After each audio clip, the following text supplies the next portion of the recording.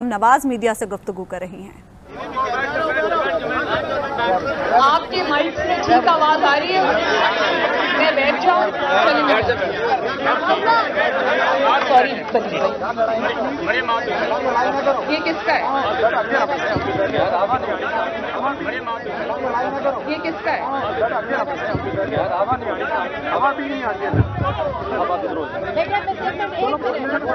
बैठ जाओ यार, बैठ जाओ। ये मोबाइल नीचे करना बैठ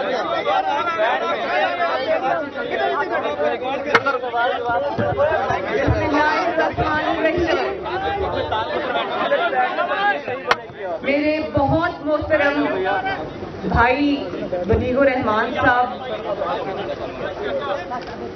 राना सनाउल्लाह साहब और जितनी भी क़यादत यहाँ पे बहावलपुर की मौजूद है, MNAs हैं, MPAs हैं, वर्कर हजरात हैं, हमारे जितने भी ओहदेदारान हैं, सबको मेरी तरफ से अस्सलाम वालेकुम।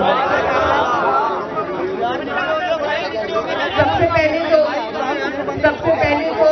मैं एक दफा फिर दिली अफसोस का इजहार करना चाहती हूँ। बहुत बड़ा सानिया गुजरा है मेरे भाई के साथ।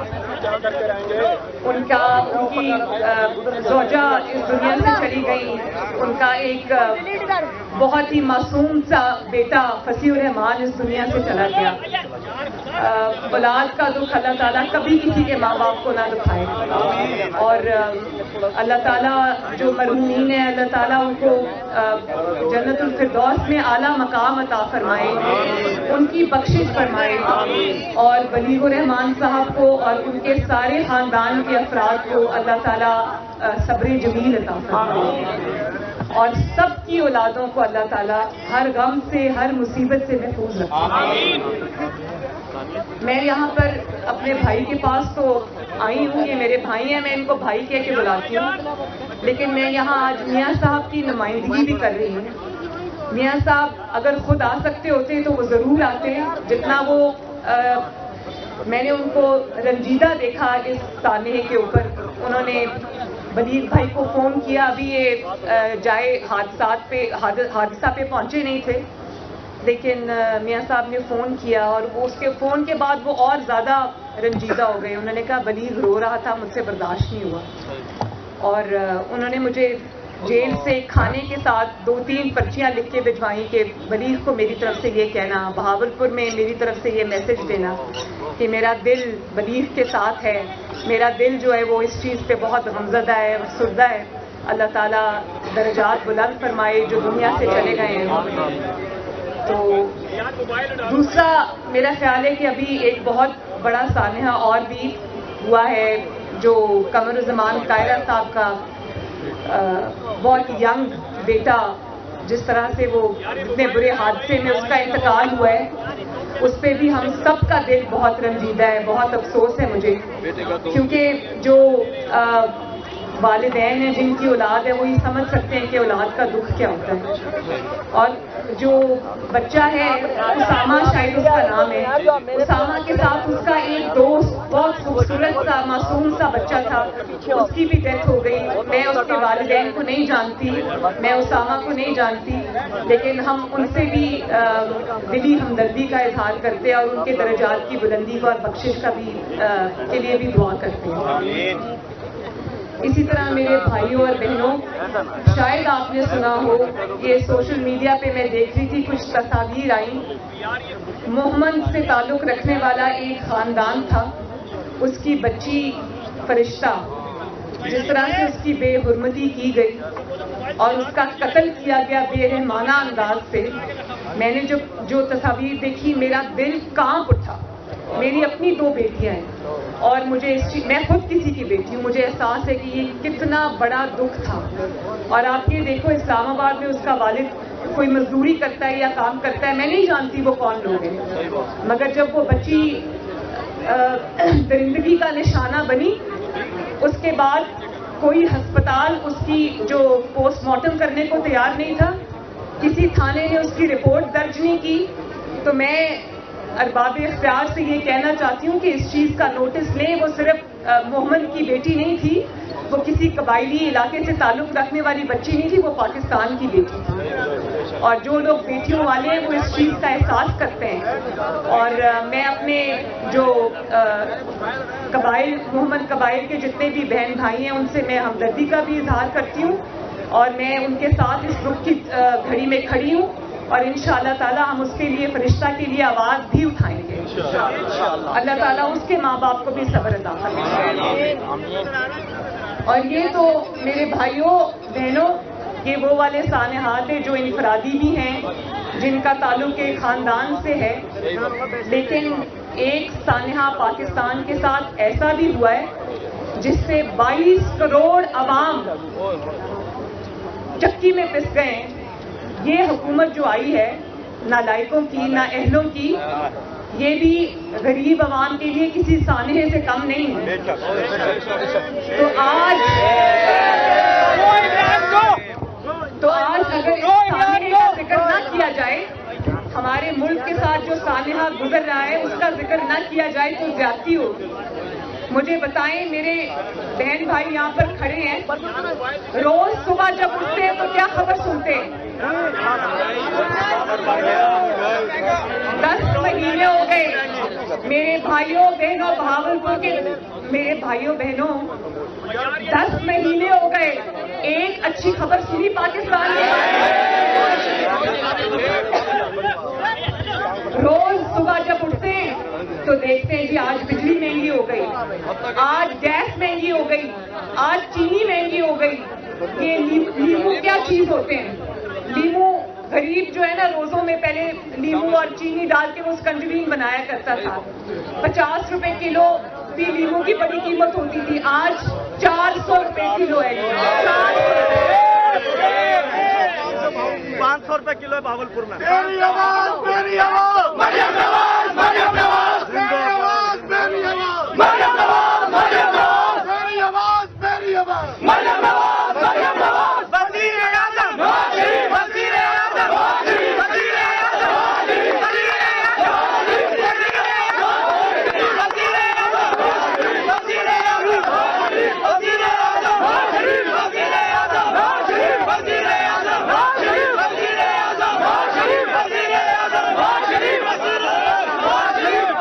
میاں تیرے جان نثار، بے شمار، بے شمار، میاں تیرے جان نثار، بے شمار، بے شمار۔ اور آپ جانتے ہیں جب بجلی کا اور گیس کا بل آتا ہے، گیس کی قیمتوں میں پچھلے 4 ماہ میں 140% اضافہ ہوا ہے۔ بجلی کی قیمتیں دیکھو کہاں سے کہاں پہنچ گئی ہیں۔ مجھے ایک عورت ملی، بھائیوں ذرا سنیں، مجھے ایک عورت ملی، غریب عورت تھی، اس نے کہا میں کپڑے دھوتی ہوں لوگوں کے گھروں میں، 20,000 روپیہ کما لیتی ہوں، مختلف گھروں میں کپڑے دھوتی ہوں۔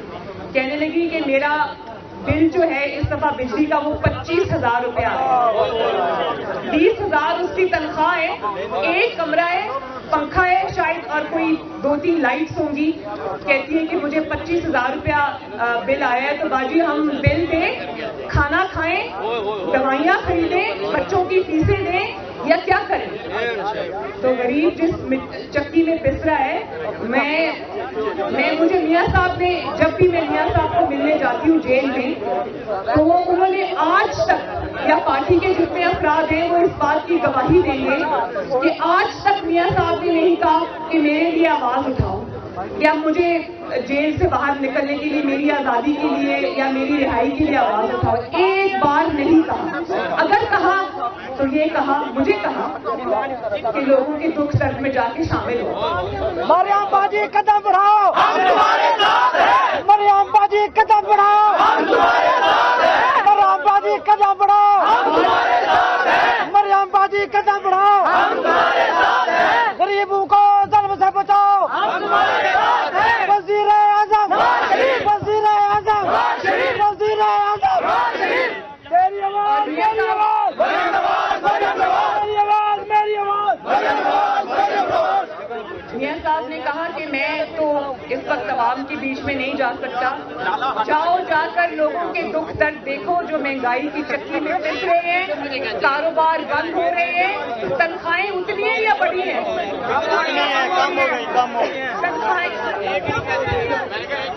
تنخواہیں کم ہو گئی ہیں اور خرچے ڈبل ہو گئے ہیں. گھروں میں لڑائیاں ہو رہی ہیں, خاوند بیوی سے لڑ رہے, بیوی خاوند سے لڑ رہی ہے, کسی کے گھر میں دوائی کے لیے پیسے نہیں ہیں, کسی کے گھر میں بجلی کا بل دینے کے لیے پیسے نہیں ہیں. میں ایک دکان کی تصویر میں نے دیکھی, دکان کے اوپر ایک بڑا سا بینر لگا ہوا تھا, اس میں لکھا ہوا تھا کہ دوائیوں کی قیمتوں میں حالیہ اضافے کے بعد یہاں پہ دوائیاں چیزیں گروی رکھ کے بھی دی جائیں.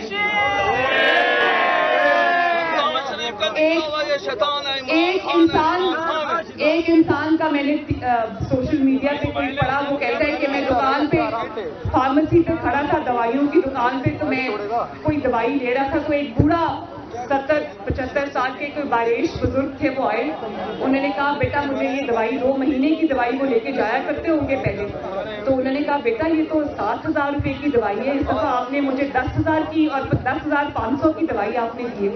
اس نے کہا بڑے میاں قیمتیں بڑھ گئی ہیں. کہتے بیٹا کچھ رحم کرو, میرا بیٹا میرا خرچہ اٹھاتا ہے, میں کس منہ سے جا کے اس کے آگے ہاتھ پھیلاؤں کہ میری دوائیوں کی قیمت بڑھ گئی ہے تو میری جو مہینہ کا وظیفہ مجھے ملتا ہے وہ زیادہ کر دو. بیٹا میں اپنے بیٹے کے آگے ہاتھ نہیں پھیلا سکتا, تم ہی کچھ کم کر دو قیمت. تو یہ جو مشکلات ہیں, جب سے میاں صاحب کو بند کیا اور پھر ڈالر کی قیمت دیکھ رہے ہو نا, یہ جو نالائق اعظم ہے, اس کو میں وزیر اعظم نہیں کہتی,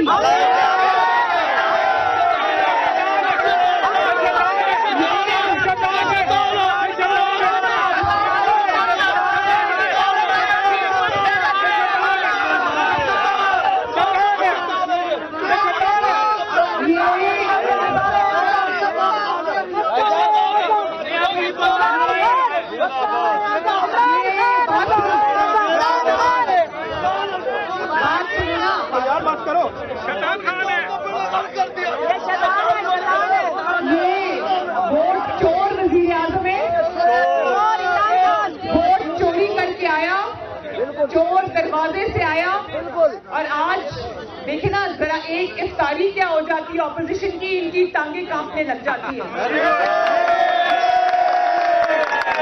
اس کی وجہ کیا ہے؟ اس کی وجہ یہ ہے کہ جو غلط کام کر کے ہمیشہ آگے آتا ہے, جو چوری کر کے آگے آتا ہے, اس کے پاس وہ ہر بات سے پھر ڈر جاتا ہے. بالکل بالکل. تو ان کی جو کپکپاہٹ ہے نا, اور ان کی جو ہے وہ نظر آ رہے ہیں. دیکھو اور اوپر سے پرفارمنس کیا ہے, کبھی کہتا تھا کہ میں کبھی کسی کے آگے ہاتھ نہیں پھیلاؤں گا, کہتا تھا یا نہیں کہتا تھا؟ نالائق اعظم کہتا تھا میں کسی کے آگے ہاتھ نہیں پھیلاؤں گا, میں ہاتھ نہیں پھیلاؤں گا, خودکشی کروں گا.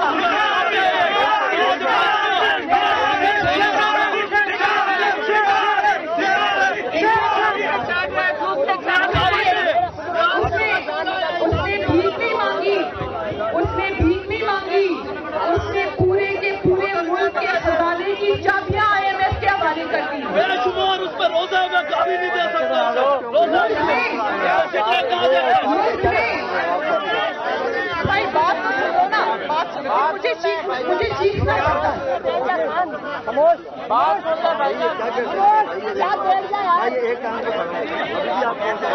ملک کے اندر میری بات سنو, ملک کے اندر بجلی مہنگی ہے کہ نہیں؟ میری بات کا جواب تو میں کچھ سوال پوچھوں گی, بجلی مہنگی ہے یا نہیں؟ گیس مہنگی ہوئی یا نہیں؟ آٹا مہنگا ہوا کہ نہیں؟ سبزیاں مہنگی ہوئی کہ نہیں؟ دالیں مہنگی ہوئی کہ نہیں؟ دوائیاں مہنگی ہوئی کہ نہیں؟ ہر چیز مہنگی ہو گئی. 2 چیزیں سستی ہیں اس وقت پاکستان میں, ایک ہمارے روپے کی قیمت اور ایک پاکستان کی خود مختاری. صرف یہ 2 چیزیں جو اس وقت سستی ہے پاکستان میں, باقی تو غریب کا سانس لینا بھی مشکل ہے. اور جس نے ان کو دیکھو 8 مہینے انہیں ملا تھا، ٹوٹا پھوٹا لٹا پھٹا ملک ملا تھا نواز شریف کو. اس نے دھرنوں کے خلاف باوجود، سازشوں کے باوجود ملک کو اللہ تعالیٰ کے فضل و کرم سے کہاں پہنچا دیا. اب لوڈ شیڈنگ ہو رہی ہے یا نہیں ہو رہی؟ لوڈ شیڈنگ کو نواز شریف نے ختم کیا، دن رات بجلی کے کارخانے لگائے اور اس کا کریڈٹ بھی اب یہ لینا چاہتے ہیں. اور نواز شریف نے جتنے بھی کام کیے اپنے خلاف سازشوں کے باوجود، دھرنوں کے باوجود، وہ ملک کو کہاں لے گیا. اور کتنی بڑی نالائکی چاہیے اس چیز کے لیے کہ ملک کو وہاں سے یہاں لانے میں 8 مہینے میں نالائک اعظم نے ملک کا یہ حال کر دیا.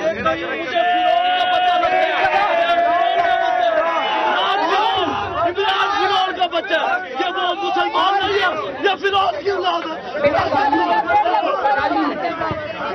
اور ایک اور بات بتاؤں، لوگ کہتے ہیں نا کہ اس کی حکومت گرانی چاہیے. لوگ کہتے ہیں نا اس کی حکومت گرانی چاہیے.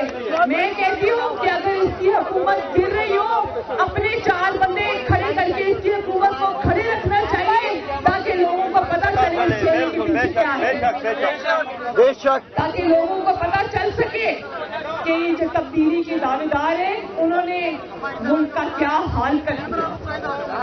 تو انہوں نے جو بلند باغ دعوے کیے تھے نا، آج ان کو اس چیز کو فیس کرنا چاہیے. میں چاہتی ہوں کہ یہ یہاں پر اقتدار میں ابھی کچھ مہینے اور رہیں، لوگ ان کے جو چہروں پہ سے پردے اتر رہے ہیں وہ پوری طرح اتر جائیں، لوگ ان کے بھیانک چہرے دیکھ لیں اور لوگ دیکھ لیں کہ جب ووٹ کو عزت نہیں ملتی، جب ووٹ چرا کر زبردستی کے حکمران کبھی مسلط کیے جاتے